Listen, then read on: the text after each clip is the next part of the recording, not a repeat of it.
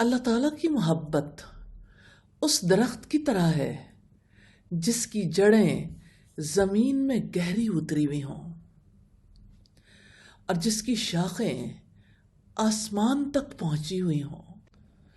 محبت کی علامات دل اور اعضاء میں ظاہر ہوتی ہیں،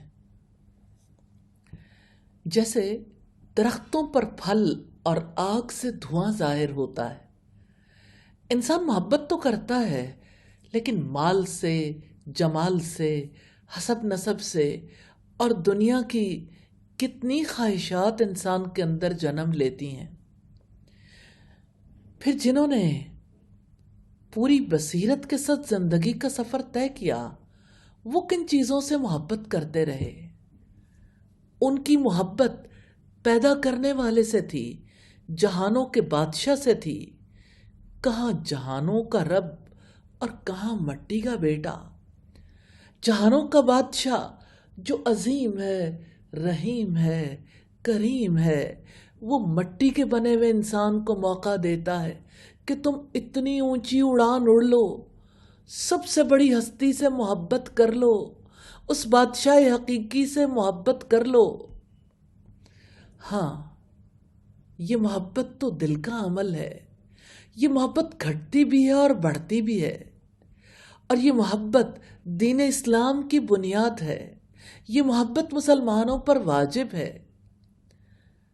اسی محبت کے کمال سے انسان ایمان کے کمال تک پہنچتا ہے، اور اس میں کمی سے انسان کے ایمان میں نقص واقع ہو جاتا ہے۔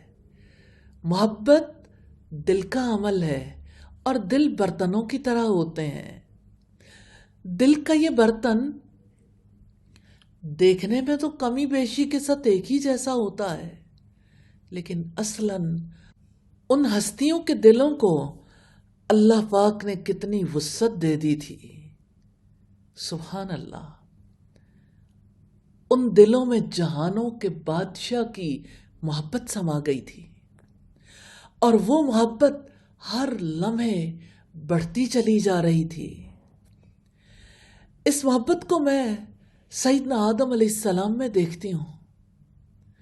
میں اپنے تخیل میں وہاں پہنچتی ہوں جہاں آدم علیہ السلام کو زندگی ملی تھی، جہاں رب العزت نے انہیں خود اشیاء کے نام سکھائے تھے، جہاں انہیں فرشتوں کے سامنے پیش کیا گیا۔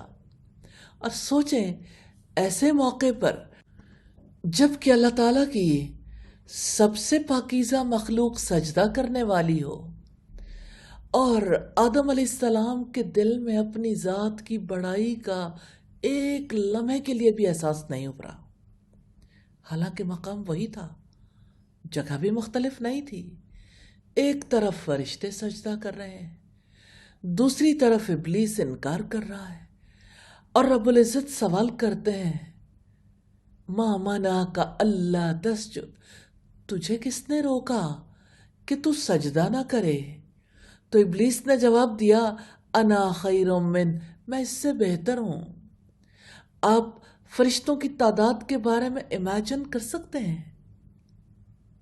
کتنی بڑی تعداد تھی جس نے سجدہ کیا، اور سیدنا آدم علیہ السلام کے دل میں رب العزت کی ایسی محبت تھی جس محبت کی وجہ سے وہ ایک لمحے کے لیے بھی اپنی ذات کی بڑائی میں مبتلا نہیں ہوئے۔ مجھے سیدنا آدم علیہ السلام کی یہ بات بہت بڑی لگتی ہے کہ مقام ایک ہی ہے، جس کو سجدہ کیا جائے وہ تکبر میں مبتلا نہ ہو اور دیکھنے والا حسد میں مبتلا ہو جائے، کیونکہ وہ دل کا برتن ایسا تھا جو اللہ تعالیٰ کی محبت کے لیے خالی تھا۔ کوئی ایسی چیز سیدنا آدم علیہ السلام کے دل کے اندر نہیں تھی جس کی وجہ سے رب کریم کی محبت اس میں نہ سما سکے۔ اور آدم علیہ السلام کس طرح اللہ تعالیٰ کی محبت کو اپنے دل میں سموئے ہوئے تھے۔ جو رب کریم نے حکم دیا وہ پورا کیا، پھر رب نے انہیں جنتوں میں بسایا اور ان کے لیے ساتھی پیدا کیا۔ وہ ہر وقت اللہ تعالیٰ کے آگے جھکے ہوئے ہوتے تھے، ان سے جنت میں غلطی ہو گئی، لیکن وہ دل کتنا شفاف تھا، کتنا پیور تھا، جس میں اللہ پاک نے استغفار کے کلمات ڈال دیے۔ اللہ رب العزت نے یہ کلمات ان کی بخشش کے لیے، غلطی سے، پشیمانی سے باہر آنے کے لیے سکھائے تھے۔ سیدنا آدم علیہ السلام اس طرح سے زمین پر آئے کہ وہ ہر غلطی سے پاک تھے۔ کیا آپ تصور کر سکتے ہیں کہ جنتوں میں بسنے والے کا دل دنیا میں کیسے لگا ہوگا؟ اس عظیم محبت کے سہارے آدم علیہ السلام نے کیسے زندگی بسر کی، اللہ تعالیٰ کے احکامات پر کیسے عمل کیا۔ اللہ تعالیٰ نے انہیں کتنا بڑا مقام دیا۔ وہ ساری انسانیت کے باپ تھے، انہی سے نسل انسانی کا سلسلہ چلا۔ ہاں، جن سے نسل انسانی نے جنم لیا وہ رب تعالیٰ سے محبت کرنے والے تھے۔